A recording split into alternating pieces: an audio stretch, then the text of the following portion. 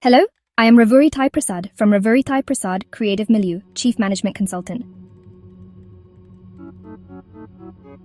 The only way to do great work is to love what you do. Steve Jobs said that. But what happens when your workplace becomes a source of pain? This is the reality of a toxic work environment. It quietly chips away at your joy, dims your light. Toxic management is a big problem in many companies. It's not just about a tough boss. It's about constant criticism, micromanagement, favoritism, and a culture of fear.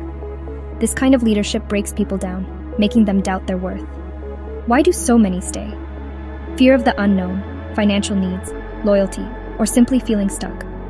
But the cost of staying can be far greater than the fear of leaving.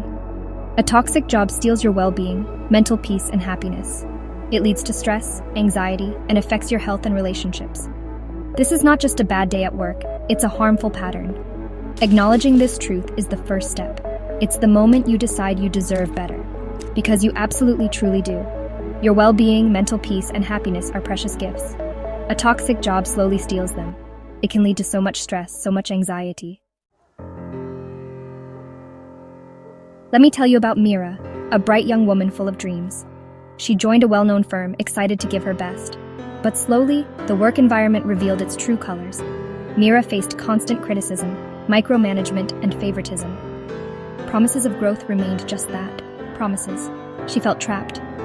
Am I not good enough? Is it me? This daily negativity took a heavy toll on Mira.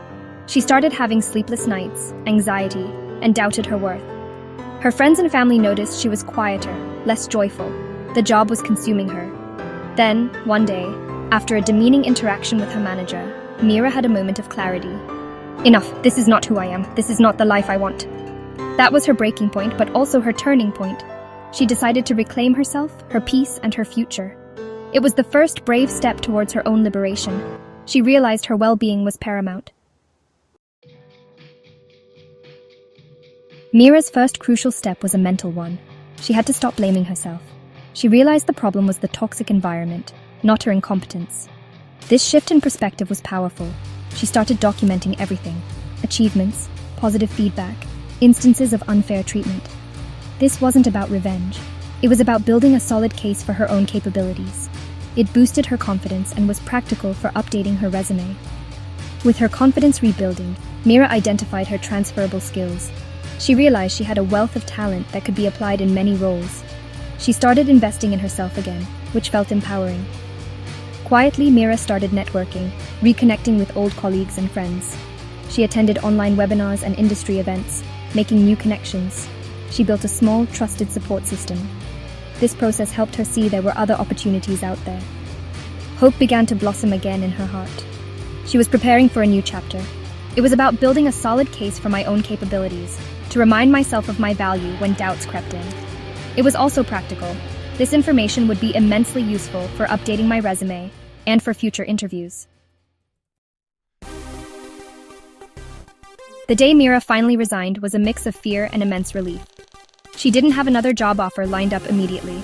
Many would call that risky, but staying felt like a greater risk to her mental health. She had saved some money and had her documented skills and a growing network. She decided to take a leap of faith, trusting in herself. Instead of immediately jumping into another corporate job search, I decided to explore freelancing. Using her portfolio, she reached out to small businesses and startups. She offered her services on a project basis. It was a new world for her, the world of self-employment. There was no guaranteed salary, but there was freedom. The initial days of being my own boss were not easy. There was a steep learning curve, but with each project completed, my confidence grew. She learned to manage her time, set boundaries, and value her expertise. Slowly, Mira found her niche. Her reputation for quality work spread. What started as a few freelance gigs blossomed into a thriving consultancy business. I was now helping multiple clients achieve their goals, and I was doing it on my own terms. Mira's journey offers valuable lessons. Your mental health and dignity are non-negotiable. No job is worth sacrificing your peace of mind for. It's okay to prioritize yourself. If a workplace makes you feel small, anxious, or unhappy, something needs to change.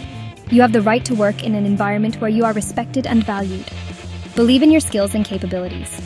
A toxic environment can make you doubt yourself, but your skills are valuable and transferable.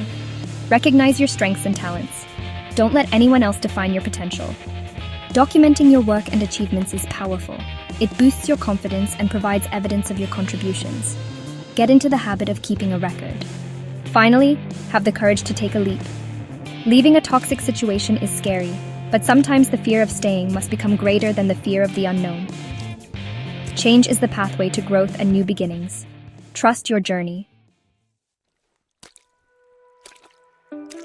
A toxic work environment is not a life sentence. You have agency and choices. Mira's story shows the power within each of us to change our circumstances. It might not be easy, but change is possible when you decide you deserve more. Take a moment for honest self-reflection. Are you in a situation similar to Mira's? Do you dread going to work? Recognize the signs of a toxic workplace. Acknowledging your situation is the first step. Document your achievements and skills. Discreetly explore other opportunities. Build your network and seek support. Small, consistent steps can lead to big changes. Create a plan, even a simple one. Think about what you truly want from your career. Visualize a better future and lay the groundwork for it. Your dignity, mental health, and happiness are too precious to be compromised. Do you want to start your consultancy, career, or a startup in a small way?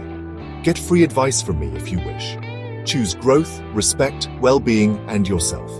For further information, visit www.ravurathaiprasad.com.